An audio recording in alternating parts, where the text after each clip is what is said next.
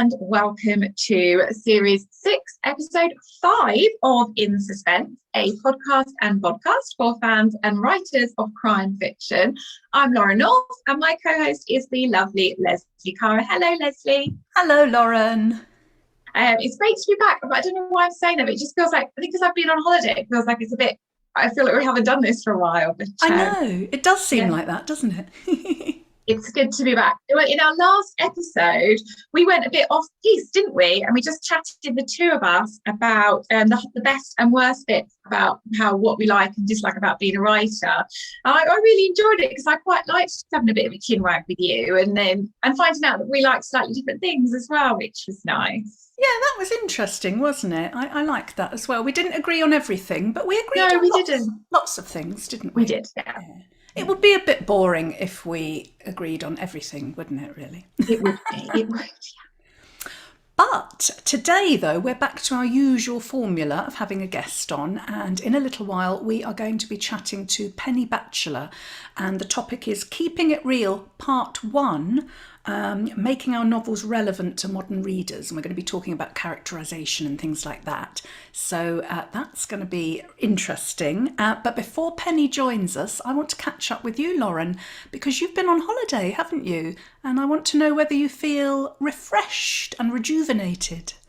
Well, the problem with my family and holidays is that we are high activity, high energy people. So we were whitewater rafting and mountain climbing and jumping off zip lines. So we don't use the term relaxing. We come back from a holiday quite tired. We love it. We all love it. It's slightly different for us. So I'm not necessarily rejuvenated, but I'm just really pleased to have taken a week's break, because it's just reminded me how much I love what I do, and I've just been so excited to get back to it. So I think that's always a positive. Oh, I saw your tweet about you. Did you climb a mountain or something? Oh my God. On a rainy day? I accidentally climbed a mountain with my family and my poor dog Rodney. I didn't research it properly, and I just found this 10k walk called Cadair Idris and thought, great, that's fine, that it's a 10k near us, it's really popular, everyone does it. And I didn't realise that Cadair Idris is the name of the second highest mountain in Wales, and it's actually more dangerous to climb than Snowdon because the footpaths are really dodgy. And it rained and it hailed, and we did it. We got to the top, we couldn't feel our fingers. The kids were crying, the dog was crying. I thought we were all going to die. But actually, you know what? It was one of the highlights, because we just felt so happy to be alive at the end of it that we all felt quite positive. So that's amazing. Yeah, I think no one's going to trust me to organise a walk again anytime soon in my family. So your poor kids, but it does sound like you had a great holiday. We did, thank you. Yes. And what about you? You've been gallivanting across town a bit, haven't you? I have been gallivanting. Yes, I've been dropping off proofs of the apartment upstairs with Alison Barrow. We went to, well, not every Waterstones in London, obviously, but it seemed like quite a few. Went to about 9 of them from one end of London to the other. And it started off, it was a nice sunny morning, and so it was all, and then the rain started. But I had my raincoat, so it was all right. We got a bit drenched, but, and we met Amanda for lunch, so that was lovely, meeting my agent for lunch, and a very quick, pit stop sort of lunch, because it was a busy day. But by the time I got home, I was knackered. Oh, I'm not surprised. Because it's all the smiling as well, though, isn't it? And the picture of the book and being all happy. It was that, but it was also the amount of walking and on and off tubes and things. But yeah, I was very tired when I got home. But the booksellers, the staff in Waterstones were so friendly, and I don't think I've ever met an unfriendly bookseller. No, they're all so lovely and so passionate about books as well. Yeah, absolutely. What else have I been doing? I've been looking at cakes as well, because I'm trying to get a cake. Well, I am getting a cake made for it's not really a launch. I'm not having a launch party, but I'm doing an event on the night of publication at Waterstones in Colchester with Charlotte Northedge. Yes. And so Alison Barrow is going to be interviewing the two of us. So I'm really looking forward to that. Oh, lovely. But because it is my publication day, I thought I'd order a cake, because I've never done that before, where you have a cake with... And I know lots of authors have done that. I've seen them tweet pictures of their cake or cupcakes or all sorts of things with their cover on. So I thought, well, seeing as I'm not having a launch party this year, maybe I'll have a cake. But it was quite funny because we've been sort of with this cake designer looking at designs of stairs, and her husband is an architect, so he's drawn all these amazing drawings. But anyway, we've decided on a simple set of stairs now to save, a lot of sponge cake disasters. And Yes. Oh, that sounds exciting. And John at Waterstones Colchester does a beautiful carrot cake as well for the launches, doesn't he? oh, So, does he? Oh, I didn't know that. yeah. Oh, I hope I'm not stepping on his toes. I'll have No, to get you in won't touch be. with No, him. there's always room for 2 sets of cake. I'll have to get in touch with him and tell him I'm doing it. Although I think I have tweeted about it, so he probably knows by now. But Yeah. oh dear. So yes, but I'm starting to feel a bit hungry thinking about cakes, and I don't want to. I mean, I've been eating these Percy pigs. I do. I know, I've I'm got a very jealous. thing about Percy pigs, but I better not eat one now because I'll be all yum yum yum. Yeah. Anyway, let's move on to today's topic, shall we? Keeping it real, Yes. part one, before Penny joins us. What do you want to start us Yeah. off on that? Well, yeah, Lauren? because it's all about character, this one, isn't it? Because most of crime novels are set in the modern day, aren't they? And I think we do have an obligation to represent what the world looks like, and make it authentic for us. So, and I think you do that really well, don't you, Lesley? With your characters, I always think, because you've had quite different. You're very diverse, I think. With your, Yeah, I tried to. because you've had a recovering alcoholic, and you've had epilepsy in your main character in the Dare. And I think it makes me realise that I need to be a bit more inclusive and representative, because I think I cover mental illness in quite a few of my books, but I haven't stretched beyond that. So it's certainly on my mind, actually, in the one I'm writing, to make sure I am covering the world we live in much more. Yes, and of course, in my latest, I've got a woman who suffers from ME. Although I didn't kind of set out to write a novel about a woman with ME. I think I just had this image of a woman with a walking stick trying to get off a London bus, because you know how difficult it is sometimes when they're, and that's interesting, isn't it? I mean, it is a kind of a huge topic that covers a whole range of things, really, include representation, diversity, all those issues, and different sort of lived experiences. And there's a whole debate, isn't there, about own voice and whether we should be writing in the voices of characters whose experiences we haven't lived. And there's arguments on both sides, isn't there? There is, but I'm sort of definitely in the camp of, I think if you do your research and you use a sensitivity reader, then I think it's important, I think, for us as well as our readers to make sure we're looking at all different angles and all different types of characters. Well, I think so too, and I think your novels have got to represent real society, and the society we live in isn't made up of white middle-aged heterosexual people, is it? Yeah, no, not at all. Bloody boring if it was. Yeah.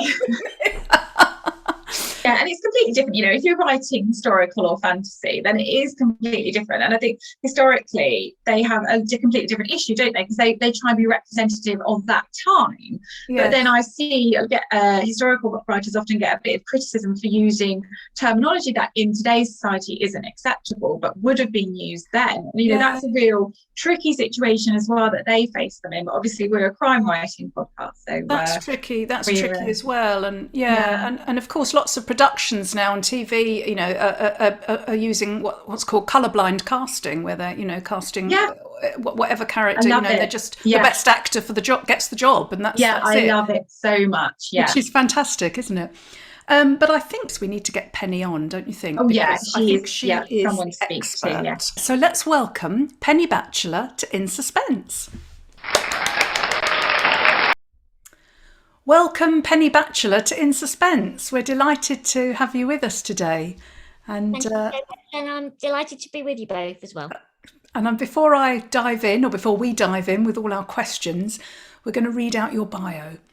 So, Penny Batchelor is an alumna of the Faber Academy online writing a novel course, a freelance journalist, a former BBC content producer and website editor for various educational institutions, and she lives in Warwickshire with her husband. Penny is passionate about positive disability representation in fiction.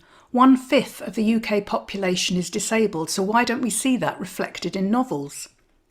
Her debut thriller, My Perfect Sister, was longlisted for The Guardian's Not the Booker Prize 2020 and was a Waitrose weekend choice.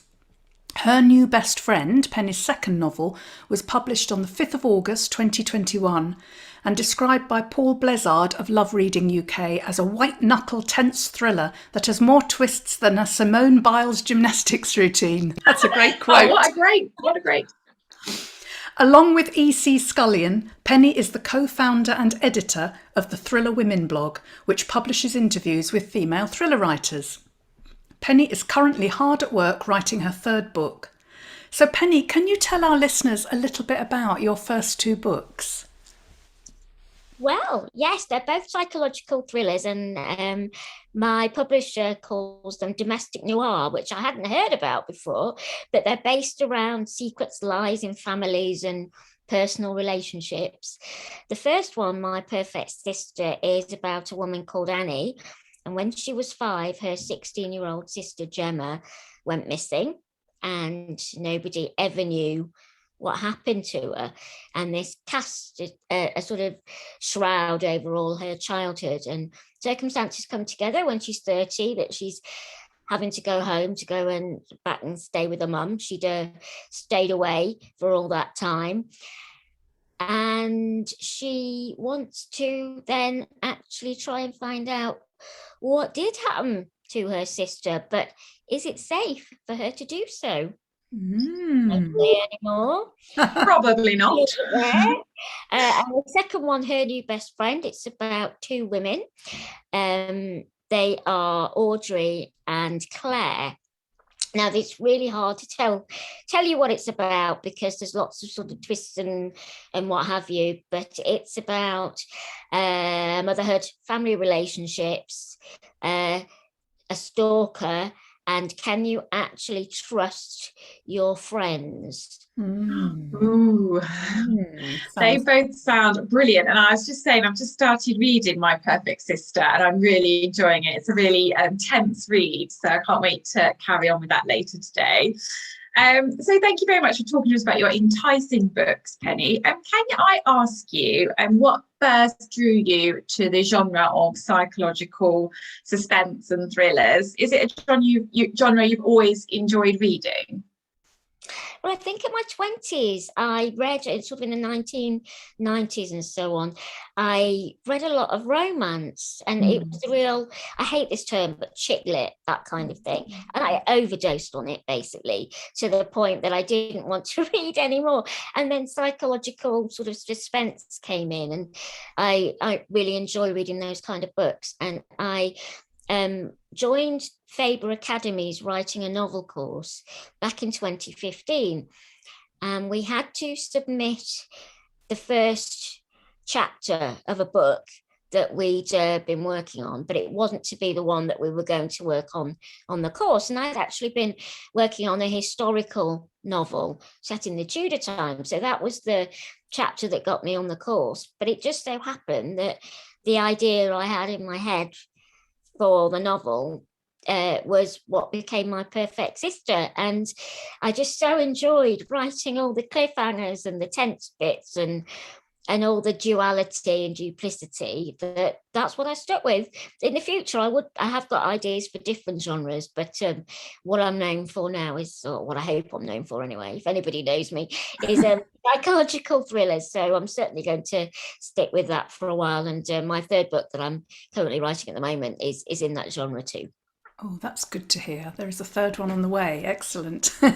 Yeah, I think psychological thrillers can be as fun to write sometimes as they are to read, although they're probably more fun to read than write, actually. I don't know about you, but it's, writers are told that editors want it to be the same but different. So you've got to think of things within that genre, but you can't use the twists and turns that you've used before. So it's really harder every time. I find it's harder to think of something new that to surprise the reader with that you haven't already had up your sleeve for other books.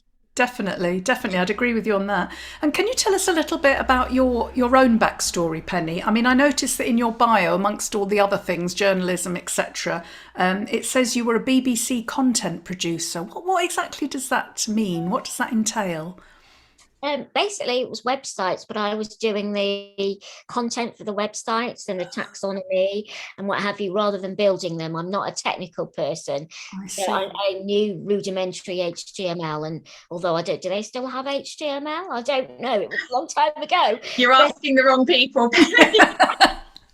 So I did the actual content for the website. It all started off that in my career, I started off as a television researcher, and I was working on one program right about the time that the BBC started having websites, and it was called the Leisure Hour. And it was a daytime program for adults who wanted to take up new hobbies. And they've got a bit of a budget once all the filming had been done for somebody to just write up the stories for the website. So that ended up being me. And writing is my passion, and I sort of found I was better at that than the actual telly bit. So that's where I moved myself towards and ended up staying. Fantastic. And you, like me, you did the Faber Academy writing a novel course. You did the online version, and I actually went along to Bloomsbury. But did that kickstart your writing career then? Was that sort of what gave you the impetus? I mean, your novel writing career. Had you sort of wanted to write novels before that course? I'd always wanted to write novels ever since I was a little girl. And in fact, my mum and dad, they moved house a couple of years ago, and they found a load of my old schoolwork from infant school. And in there was something I'd written that, had been backed up to go on the classroom wall, saying, I'm Penny, I'm 5, I like fish and chips, my mum and dad, and I want to be a writer. So yeah, there you go. It was from then. But I did the really classic ridiculous writer's mistake of not actually finishing anything. So I would have loads and loads of notebooks with a few chapters or ideas and plots, but I didn't actually knuckle down and finish anything. And when I actually look back at what I've been writing in my 20s, sort of, they were kind of knockoff chick lit. Again, don't like that phrase, but that's terrible. So I just shoved it all in the recycling bin. But I got to the age of 40 and I thought, if I'm going to do this, I've really got to do it. And I think fear had put me off, because it was something that writing a novel was something that I always wanted to do. But what if I found out I just was no good? And that dream would sort of have been punctured. But then you don't know until you find out. So it was the impetus to actually go on that course and think, I need the instruction and the help to actually finish a novel and know I'm doing it properly, and to understand all the conventions of the industry, and even things like how you're supposed to set out your manuscript and stuff, and how you apply to an agent and things. And that course was brilliant. Yeah. And I did the online one because I don't live near London, and also it's quite difficult for me to travel with my mobility. So it worked perfectly. Yeah, it's a brilliant course, wasn't it? You get lots of support, and it's the first time I think you take yourself seriously as a writer, isn't it? Because you invest money in it, so you think, well, I've got to take this seriously. So. Exactly, paying for it makes you finish it, doesn't it? Yeah. If I just set myself the goal of finishing a novel in 6 months, it probably wouldn't have happened. But because you, with all these other people who've got the same goal, and you're encouraging each other, and you've got a tutor who, before the course, I was a bit concerned about the criticism bit, that it was going to be your peers and the tutor sort of looking at what you've written and saying, well, that's a load of rubbish, isn't it? Just rip it up, start again. But it wasn't like that. It was really supportive and helpful criticism that, they always say, if you're going to criticize someone, start with a positive, do the criticism, and then do another positive. It was like that. So it was encouraging rather than demoralizing. Yeah, the old shit sandwich that we all get back from our editors, isn't it, that one? Oh, no, I heard it being called that, but that's exactly right. Yeah. It's just how I like to give criticism to my husband as well. Now I've learned the technique. I think that's really inspirational, Penny, because I think you're right. fear does hold us back a lot of the time. And great that you were able to overcome that with a supportive group, with your favourite Academy alumni. And then your book, your first debut, like many authors, it came out in 2020 during lockdown. And I believe you were part of the D20 group of authors, who were another really supportive group. Are you sort of still involved in them? And how did you get involved with them? Yes, I'm still involved with them. They're a brilliant bunch, and I'm so pleased that they're not just colleagues anymore. A lot of them are friends, and quite a few of us are going to meet up at Harrogate, the Crime Festival there in July. So it'd be really good to meet up physically. How did I get involved? Well, it was so long ago, I barely remember, but I was on Twitter. I'd been advised by my publisher to have a social media presence, and I think I must have seen on there or on Facebook that Polly Crosby had started up this group. So I joined in, and it sort of quite daunting to start off with, and we had a weekly Zoom. When you don't know anybody, it's sort of a bit daunting to go and join in, particularly as I'm with a small indie, and some of them had got very lucrative deals with huge publishers and lots of marketing and all that.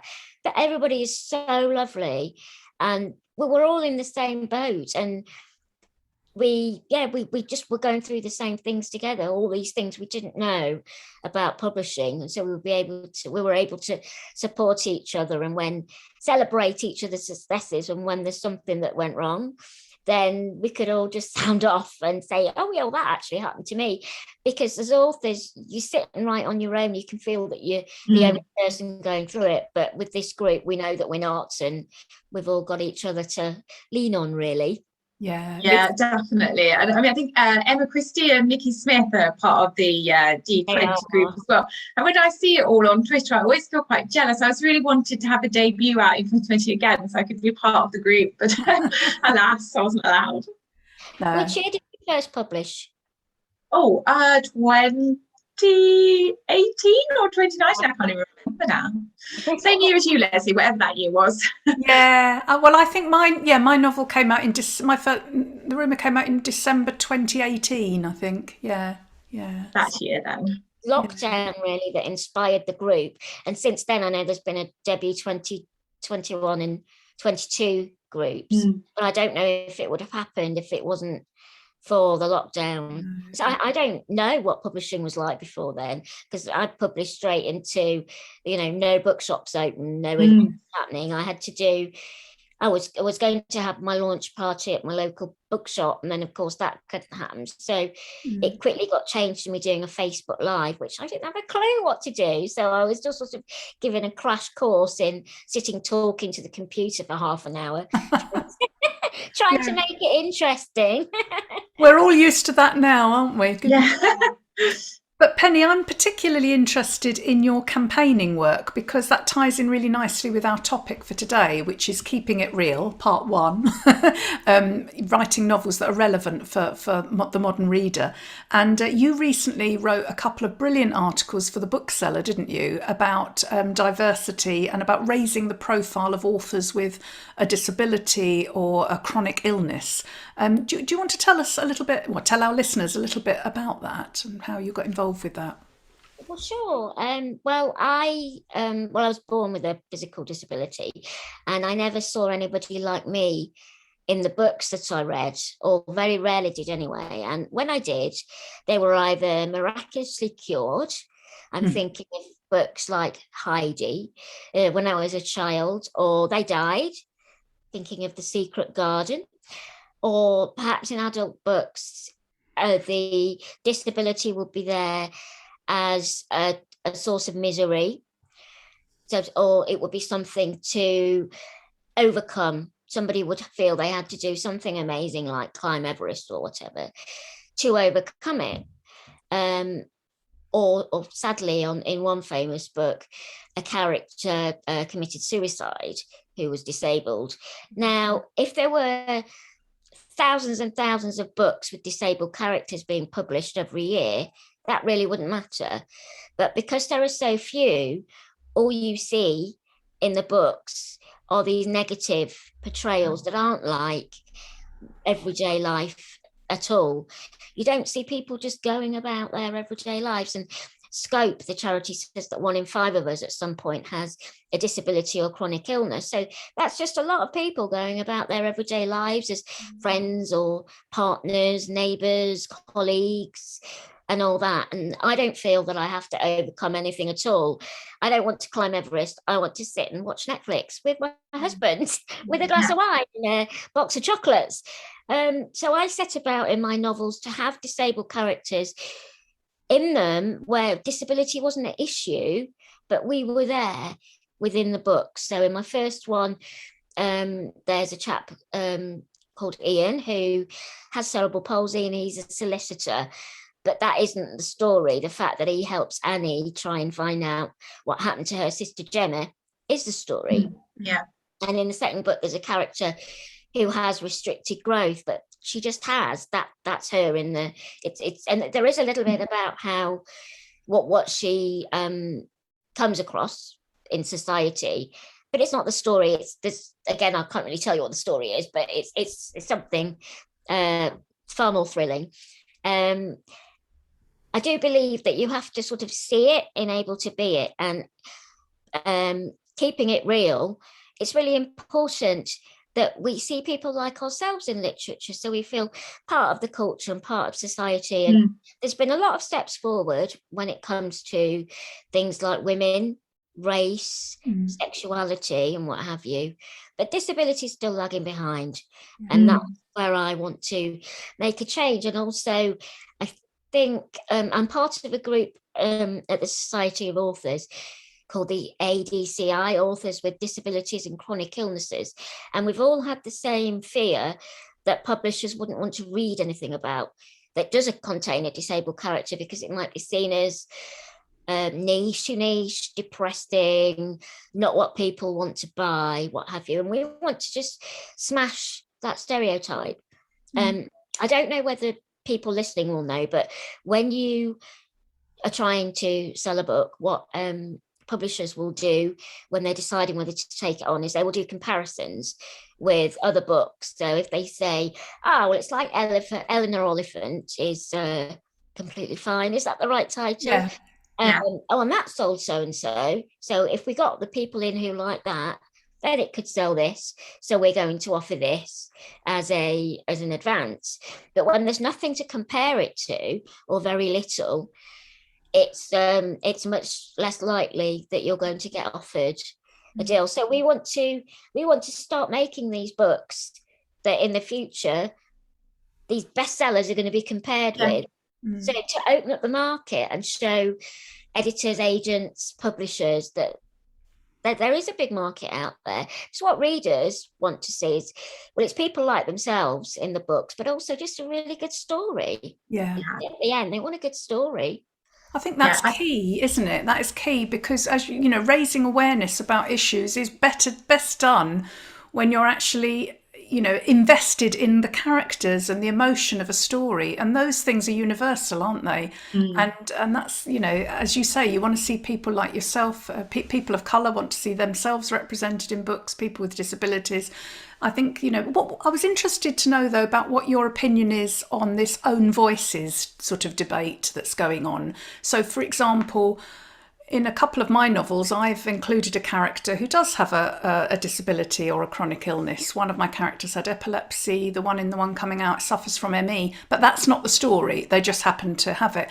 But how do you feel about someone like me, a non-disabled person, including you know, is that a good thing? Is it a bad thing? It's a sort of, there's views on both sides, aren't there? I think it's brilliant as long as you've done your research and that you're not falling back on a stereotype. So maybe you've spoken to somebody who is in that situation, or the charity for that condition or whatever. That's great that you're writing about people that are not like yourself, because you are reflecting the community that we live in. I mean, I'm a wheelchair user. I have characters that can run for a bus. I've made that up. I've never been able to run for a bus. I've got characters who are people of colour, who are different religions from me, different sexualities. You know, we're novelists, we make it up, but I've really tried to be respectful and, you know, not make caricatures and try and do research to ensure that it's a realistic portrayal. But one thing I don't think I would do is make a lead character somebody extremely different from myself. So an example I've given in the past is if I had a disabled character who was a refugee from Somalia, for example. I'm sure there are other people who could tell that story better than me, who are from that community. And this comes to another issue, is why aren't they getting those deals, people from that community, to tell their stories? We don't want white people telling their stories when somebody else could do it better, if you see what I mean. Yeah. So it's how far you're comfortable as going as a writer, I think. But carry on, Lesley, please do carry on. That's brilliant.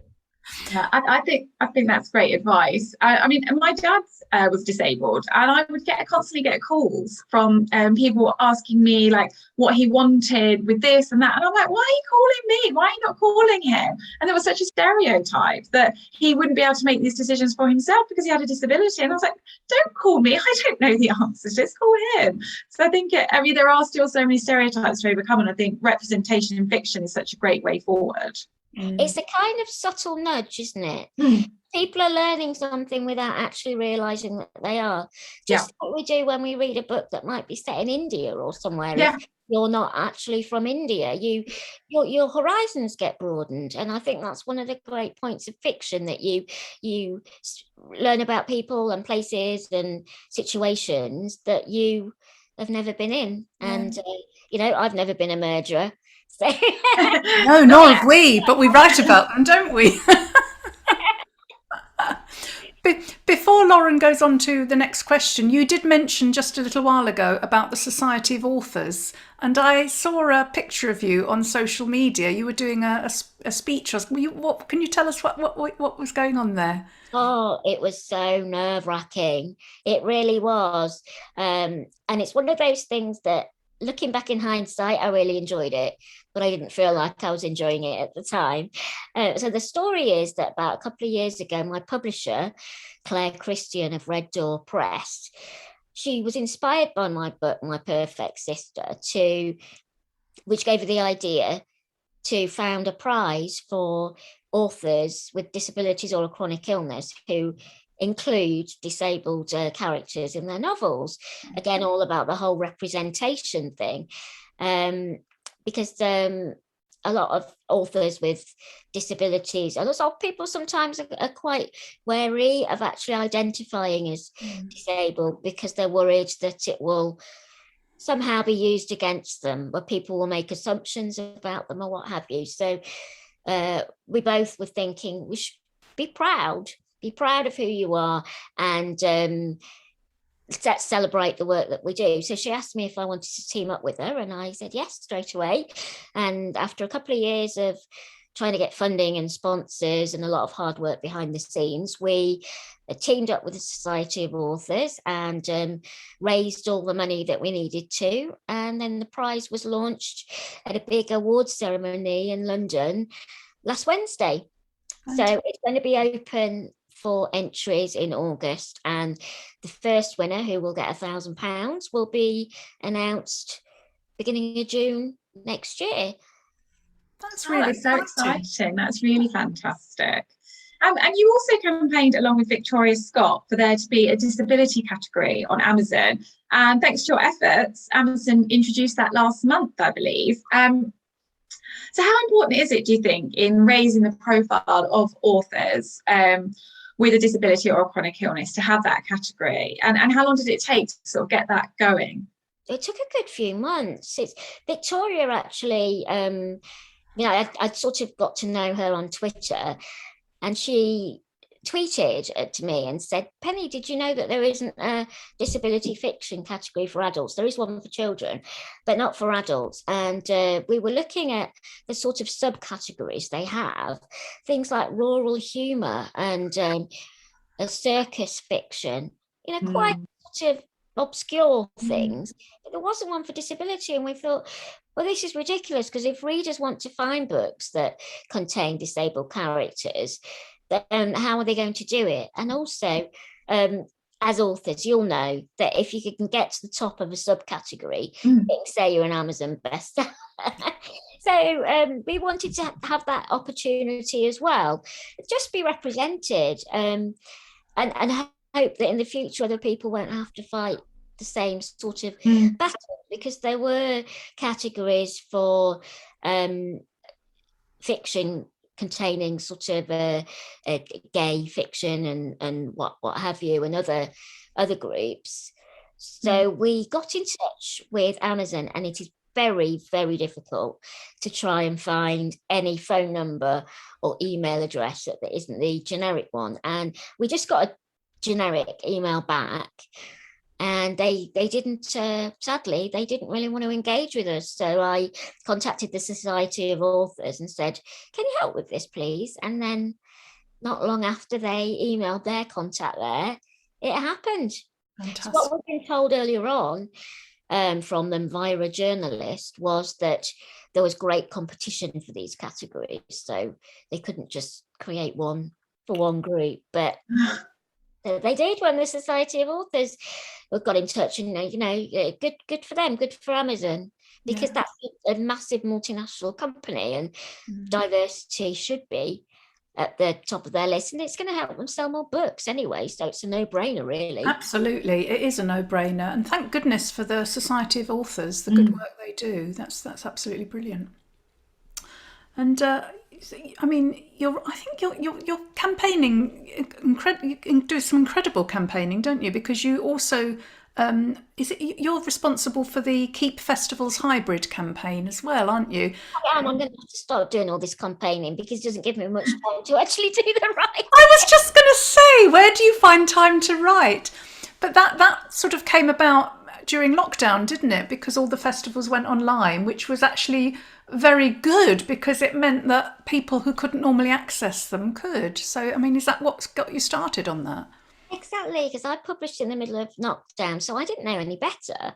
And there were all these festivals, both the bigger ones and the smaller ones that people and local groups and book lovers sort of came up with. But then we found that once lockdown had ended, these were all petering out, and a lot of the festivals were saying that people couldn't wait to get back to in-person bums on seats festivals. But we wanted to highlight that you need to have that hybrid element too, to include people.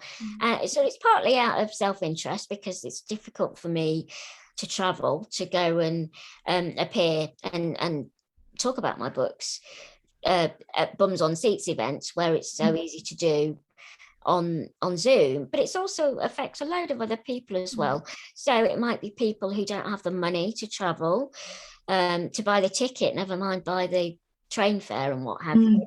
People who've got caring responsibilities or who have got full-time jobs as well as writing, people who might live quite remotely, people who perhaps got some sort of social anxiety or just feel that they're not part of the literary crowd and that they're out of their comfort zone going somewhere in a crowd that they're not usually with. So we've been trying to actually get festival organisers engaged to try and commit to having hybrid elements in the future, and we've been doing this with the carrot rather than the stick. So we wrote a big document to help them on how to do the technical side, how to look at funding, and we're trying to have festivals actually tell us when they are hybrid, and so we can create a web page so anybody who wants to go to a festival virtually will be able to see which ones have got this on offer rather than having to go to every different festival website and look through and try and work out whether it's them or not. Oh, that's brilliant. That's such a good idea as well to help them, because I think it is quite hard to put on a hybrid festival, because if it's live and people are sat there, to get the technology and the microphones to that level to be able to also make it nice for the people at home, I think it is quite challenging, I've heard. So being able to offer them like a how-to guide must be so useful. technical Sorry. person. Sorry, I was just going to say I'm not a technical person, but it's demystified it for me. So if I do it, I think then anyone can do it. Exactly, yes. Now, as well as writing 2 novels and the campaigning, Penny, you also have created a blog called Thriller Women with Emma Scullion, who writes as E.C. Scullion. So how did this idea come about? And is it something you're going to continue to do in the future? We are going to continue to do it, yes, because we've got lots of readers who are really enjoying finding out about all the different authors. And please, it would be lovely if you come on sometime. Oh, I was going to ask at the end if I could come on. Lesley, but let us know when your next book's coming out. It came about because Emma is published by the same publisher as me, and her book was coming out 2 weeks after me. So I did my Facebook Live, scary, for my launch, and she just got in touch asking for some tips, and we got on like a house on fire, and we wanted ideas to sort of promote ourselves within the publishing community, but also make contacts and get to know other authors. And as I said earlier, it can be quite lonely, can't it, being an author? So we came up with the idea of Thriller Women and interviewing other female thriller writers sort of around the time when they got their books coming out. And it's been really good to get to know all these talented other women out there, and we've sort of got to know a few editors and PRs and what have you, and it's really enjoyable. And I get to read some of the books early so I can do the questions. We sort of divvy it up between us.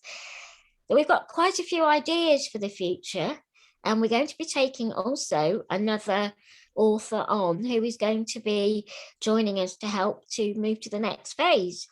Brilliant. I don't know if I can actually announce that yet. We've got a meeting this week, but it's really exciting. She's brilliant, and let's hope you'll be seeing a lot more of Thriller Women in the future. That's lovely. I really enjoyed doing my interview with you. They're great. They're great questions that you asked. Yes, I read some. They were really good. I really recommend to everyone to check that blog out. And it's thrillerwomen.co.uk if anybody wants to go along there. Brilliant. We'll put it on the yes, website, the podcast. I will make a note page or whatever it's called. Yes. Yeah. Now then, let's return to your books now, Penny. I'm interested to know how long it takes you, with all these other things you're doing, how long it takes you on average to write a book, and whether you wait for ideas to come confident that they will come, or whether you're one of these authors or writers who are constantly sort of, searching for stories by mining the newspapers and things like that. Well, you're right that because I've been doing all the campaigning, my third book has come really slowly, not as quickly as my first and my second. I've got the sort of brain that doesn't just stick to one thing. I seem to have lots of ideas and then keep jumping around. And I have loads of books plotted up. But what I found that when I say plotted up, I don't mean chapter by chapter. I mean the sort of 1-page outline of what's going to happen. Mm-hmm. And sometimes I don't know what's going to happen at the end, or I have an idea, but I'm not quite sure how it's going to get there. And all that.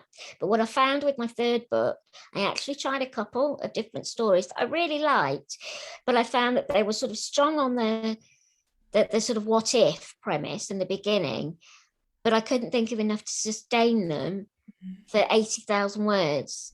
So that sort of I went on, this is why I've sort of gone on to this next one. So to answer your question, I've got no problem thinking of ideas. It's just, as I said earlier, try to think of all the twists and turns to flesh it out into a really good novel that doesn't have any tricks that I've used before. Yeah, it does get harder, doesn't it? Like, comedians, they have their first standout show that they perfected for 20 years. That's really funny. And then they've got to do another one the next year and have all new material. And you're like, oh, well, it's going to be hard. So yeah, it's similar, isn't it? It is similar, yeah. And you mentioned your third book being a little slower to progress. Can you tell us anything about it story-wise, or is it too early to talk about it? I've got my little notebook here with my elevator pitch. Which of Tanya's friends set her up? As they gather 25 years later to remember her, Tanya watches from the other side, unable to rest before she unravels the truth. Ooh. Oh, that sounds slightly different as well. Slightly different from your other one. So exciting. That does sound exciting. I really enjoy writing it. It's challenging because it's got quite a few different protagonists and points of view, which is different from my first one. Sort of had just mainly one, and the second book had two, and this has got about six. So it's sort of challenging getting all those different characters across and making them different and really capturing the essence of who they are. But I'm really enjoying it. I had to for a bit, and that just sort of killed my creativity. I wasn't really able to do anything other than a bit of factual journalism, but it's all come back now, and thank goodness. Right. It's nice though, isn't it, to push ourselves in different directions and write different types of novels with different, more complicated structures, because if we stick to the same sort of format, it can get a bit boring, I think, can't we? It's good to challenge. Right, and I think it's boring for the reader, because I read so many books and I love reading them. But if I think, oh yeah, this is really similar to what's happened before, it's just got sort of different names and a bit of a different premise. It can get a little bit dull. And you're writing something even more different. I think did you say you were starting to write a YA novel was that a collaboration with somebody? What's that? It is. It's with my friend Paula Windsor. She's a YA novelist. And we just had this idea chatting once, and we had this sort of light bulb moment when we said we should turn that into a book. So it's I always pronounce this incorrectly, post-apocalyptic. I always want to say apoplectic. No, apocalyptic novel about androids that suddenly turn on all the humans, and it's got two main characters, Thea and Lara, who are 18, and they've got to join together to save themselves and possibly the country. And could their illness and disability possibly be an advantage?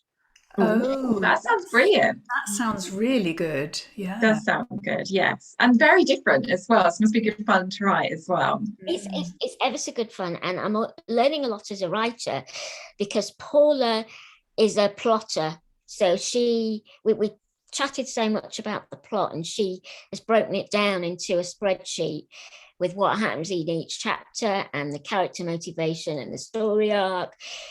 But I don't think like that when I'm writing. And so it's I tried to do one for my third novel. I can't do it. But so she thinks that logic sort of very, very logically in that way. And I'm more of sort of fleshing out the characters and what have you. So we're working really well together. Perfect combination by the sounds of it. And it's just sort of really great fun for the imagination, having all these androids going around killing people. So now we always like to ask our guests what they are currently reading or have just finished. So have you got any recommendations for us, Penny? Right, well, yesterday I finished this, The Phone Box at the End of the World. Oh yes, Laura Ime Messina, and apologies to her if I pronounced that incorrectly. It's for a book group, and we've got our meeting tomorrow. And one of the things that I love about book groups is that you read things that you might not necessarily perhaps have chosen yourself, and it's a really beautifully written, very emotional book about Japan and a woman whose mother and daughter were killed in the tsunami. So that's very good. And then I'm sort of about halfway through this, which is Ruth Ware's The It Girl. The It Girl. Yes, heard good things. We've got her on Thriller Women, so I'm reading it so I can ask her the questions, and I really enjoy it. She's amazing, Ruth Ware. If I ever get to be half as good as her, well, I'll be really happy. I think we all feel like that, don't we? She is an amazing writer. So what about you, Lesley? What are you reading? Well, I've got two books. I've got to start. I haven't yet started this. I'm reading The House Guest. I will be reading The House Guest. By Charlotte Northedge. Charlotte Northedge, because I'm doing an event with her. So I'm looking forward. But before I read that, I started Lauren's new book, and I'm practically finished. I've literally got that much to read, and Lauren tells me that there's another twist there, so I'm so excited to finish that. It's really, really good. So I'm thoroughly enjoying that. And I'll have finished it tonight, Lauren. So Sorry, Penny, what was that? When is it out, Lauren? It's out in September, and I have a few proofs up there. If you'd like one, I'd be very happy to send you one, Penny. Yes, please, and we must get you on Thriller Women, because I would love that. Thank you. And I have read on holiday. I saved this for my holiday. I'm so pleased I did. It's The Family Remains by Lisa Jewell. Now, I'm just such a huge fan of hers, and The Family Upstairs is like one of my favorites. So I was a little bit nervous about reading it, thinking, is it gonna do it justice, that can she pull it off again with the same characters? And she just does, doesn't she? She's just such an amazing author, and it was everything I wanted and then more. It was just so toxic and amazing, just brilliant characters. So yeah, a real firm favorite again of mine. Is it a sequel, or is yes, it is to The Family Upstairs, and it is a proper sequel. It's not one of those books that you could read and catch up on what's happened. Really, you really need to have read The Family Upstairs. I was a bit worried that I hadn't read it for a couple of years, and would I remember and catch up okay? And I think there's just enough sort of going over what happened to remind you of what's happened without. But yeah, I think you'd be very confused if you try and read it as a standalone. I think Lisa Jewell is amazing, because I read all her books sort of in the 90s and what have you, when she was doing more of the women's fiction. Yeah, Rouse Party. Yeah, we all did. Sort of genre, almost without you sort of noticing, book by book. She's fantastic, and she's managed a really long and very, very successful career. So let's hope it keeps going for her. Let's hope so, yes. Well, sadly, that's all we've got time for in today's episode. So thank you very much, Penny, for joining us. It's been such a fascinating topic, and you're an absolute inspiration. So thank you very much. Yes, you really are inspirational. We've really loved talking to you, and we wish you every success with your books and your campaigns and your campaigning. Yes, but you've got to finish that book 3 and that wonderful YA novel. That sounds brilliant. Yeah. So it's been a great pleasure talking to you. Our next mini-sode session with Phoebe Morgan is coming next week, isn't it, Lauren? And I've again forgotten what the topic will be. But now you're testing me, because I don't know either. I can tell you it is on the author-editor relationship. Oh, well, that's a good one. The author-editor relationship. So do tune in to our mini-sode next week. And as if that's not enough, we've also got a special weekend edition coming soon with Fiona Barton. So don't miss that one. I'm really looking forward to talking to her as well. It's all very exciting. But for now, it's goodbye from Penny. Bye. It's goodbye from Lesley. Bye-bye. And it's goodbye from me. Goodbye. Bye.